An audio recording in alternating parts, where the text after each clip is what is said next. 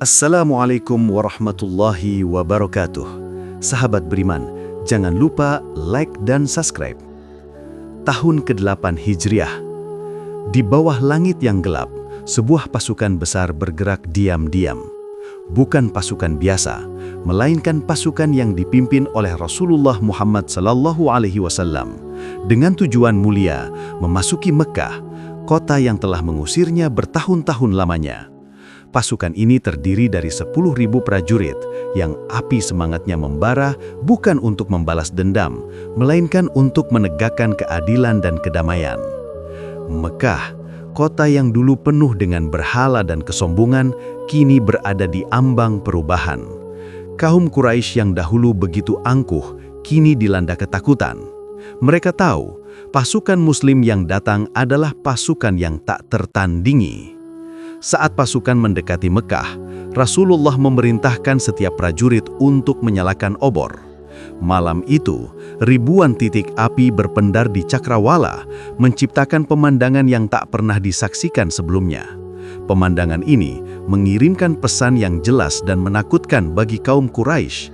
Kekuatan yang datang ini begitu besar, sehingga perlawanan adalah hal yang sia-sia.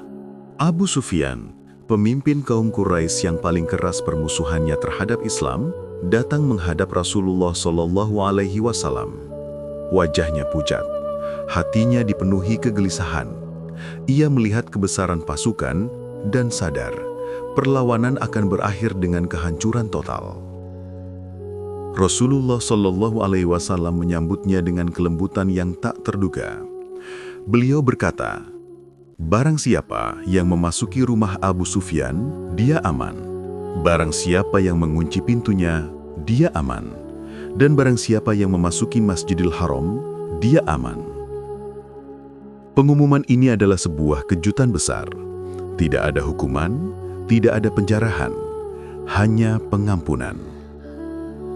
Ketika pasukan Muslim memasuki Mekkah, dipimpin langsung oleh Rasulullah SAW yang menundukkan kepala di atas untanya sebagai tanda kerendahan hati, beliau memasuki Masjidil Haram, tempat di mana beliau dan para sahabatnya dahulu sering disiksa.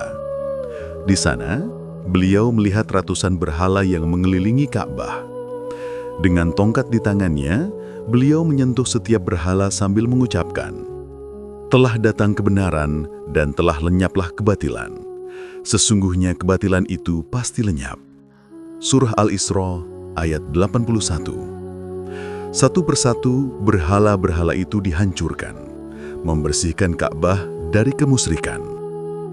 Setelah Ka'bah bersih, Rasulullah SAW berdiri di hadapan kaum Quraisy yang berkumpul.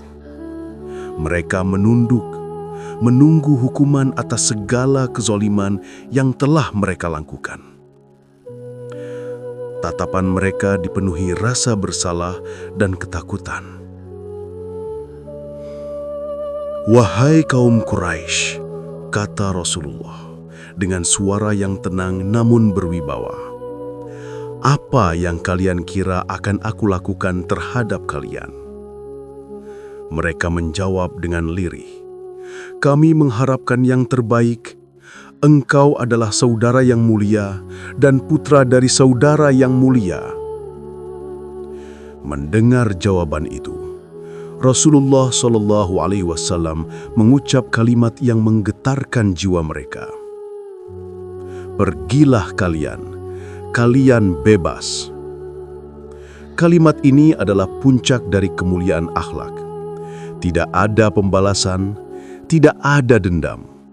Kemenangan yang sebenarnya bukan diraih dengan pedang, melainkan dengan memaafkan. Pada hari itu, Mekkah ditaklukkan bukan oleh kekuatan militer, melainkan oleh kekuatan pengampunan. Kisah Fathu Mekkah mengajarkan bahwa kemenangan sejati adalah ketika kita mampu menaklukkan hati dengan kebaikan, bahkan terhadap musuh terberat sekalipun. Sebuah pelajaran abadi tentang kasih sayang, kedamaian, dan keagungan Islam. Setelah penaklukan Mekkah dan penyebaran Islam yang meluas, tibalah saatnya bagi Rasulullah Shallallahu Alaihi Wasallam untuk melaksanakan haji terakhirnya. Perjalanan ini dikenal sebagai Haji Wada atau Haji Perpisahan. Ribuan umat Islam dari berbagai penjuru berkumpul mengikuti setiap langkah Rasulullah. Mereka tahu ini mungkin adalah pertemuan terakhir dengan sang Nabi. Pada tanggal 9 Dzulhijjah di Padang Arafah, Rasulullah Shallallahu Alaihi Wasallam menyampaikan khutbah yang tidak hanya ditujukan kepada para jamaah saat itu, tetapi juga kepada seluruh umat manusia sepanjang masa. Khutbah ini adalah ringkasan dari seluruh ajaran Islam, sebuah pesan universal tentang kemanusiaan, keadilan, dan persaudaraan. Dalam khutbah itu, beliau menekankan beberapa poin penting. Kesetaraan manusia. Beliau menyatakan bahwa tidak ada keunggulan bagi orang Arab atas non-Arab, atau orang kulit putih atas orang kulit hitam, kecuali berdasarkan ketakwaan. Ini adalah fondasi kuat untuk menghancurkan rasisme dan fanatisme. Perlindungan hak perempuan. Beliau berpesan agar umat Islam berbuat baik kepada kaum perempuan karena mereka adalah amanah dari Allah Subhanahu wa Ta'ala. Haramnya riba dan kezoliman. Beliau dengan tegas melarang riba dan segala bentuk penindasan, menekankan bahwa harta dan darah setiap Muslim adalah suci. Pentingnya persaudaraan. Beliau mengingatkan umatnya untuk tidak saling membunuh, menindas atau merampas harta karena mereka semua adalah bersaudara. Amanah Al-Quran dan Sunnah. Beliau menutup khutbahnya dengan berpesan, "Aku tinggalkan untuk kalian dua perkara yang kalian tidak akan tersesat selamanya, selama kalian berpegang teguh kepada keduanya, yaitu Kitabullah, Al-Quran, dan sunnah Rasulnya." Setelah menyampaikan khutbah ini, Rasulullah Sallallahu Alaihi Wasallam bertanya kepada jamaah, "Apakah aku telah menyampaikan?" Mereka serempak menjawab, "Ya." Kemudian beliau bersaksi kepada Allah, "Saksikanlah ya Allah, sesungguhnya aku telah menyampaikan." Khutbah ini adalah warisan spiritual terbesar Rasulullah Sallallahu Alaihi Wasallam. Setiap kalimatnya adalah petunjuk hidup yang abadi, mengajarkan tentang nilai-nilai kemanusiaan yang universal. Haji Wada bukan hanya sebuah ritual ibadah, tetapi juga sebuah panggung di mana Rasulullah meninggalkan pesan terakhirnya kepada dunia, sebuah pesan yang terus menggema hingga hari ini. 2 bulan setelah Haji Wada, kesehatan Rasulullah Sallallahu Alaihi Wasallam mulai menurun. Pada hari-hari terakhirnya, beliau masih sempat memimpin sholat berjamaah di masjid, meskipun harus dibantu oleh para sahabat. Pada tanggal 12 Rabiul Awal, tahun 11 Hijriah, Rasulullah Sallallahu Alaihi Wasallam menghembuskan napas terakhirnya di pangkuan istrinya, Aisyah R.A.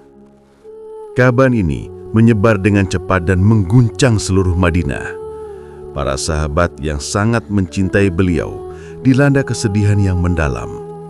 Umar bin Khattab bahkan sampai tak bisa menerima kenyataan dan berseru bahwa Rasulullah tidak wafat.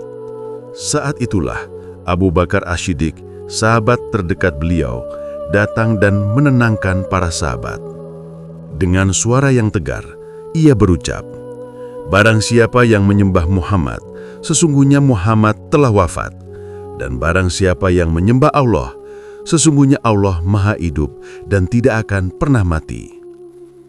Abu Bakar kemudian membacakan firman Allah Subhanahu wa Ta'ala dari surat Ali Imran ayat 144. "Dan Muhammad itu tidak lain hanyalah seorang rasul. Sungguh telah berlalu sebelumnya beberapa rasul. Apakah jika dia wafat atau dibunuh, kamu berbalik ke belakang, murtad? Barang siapa berbalik ke belakang, maka ia tidak dapat mendatangkan mudarat kepada Allah sedikit pun, dan Allah akan memberi balasan kepada orang-orang yang bersyukur. Kalimat ini menyadarkan para sahabat. Mereka tersadar bahwa meskipun sosok Rasulullah telah tiada, ajarannya dan risalah yang beliau bawa akan tetap hidup selamanya. Wafatnya beliau bukanlah akhir dari segalanya, melainkan awal dari sebuah tugas besar bagi umatnya untuk melanjutkan dakwah dan menjaga ajaran Islam. Kisah wafatnya Rasulullah Sallallahu Alaihi Wasallam adalah pengingat bahwa beliau hanyalah manusia biasa, tetapi risalah yang beliau bawa adalah pesan ilahi yang abadi. Cinta kita kepada beliau bukanlah karena sosoknya yang fana, tetapi karena ajarannya yang membawa kita menuju jalan kebenaran.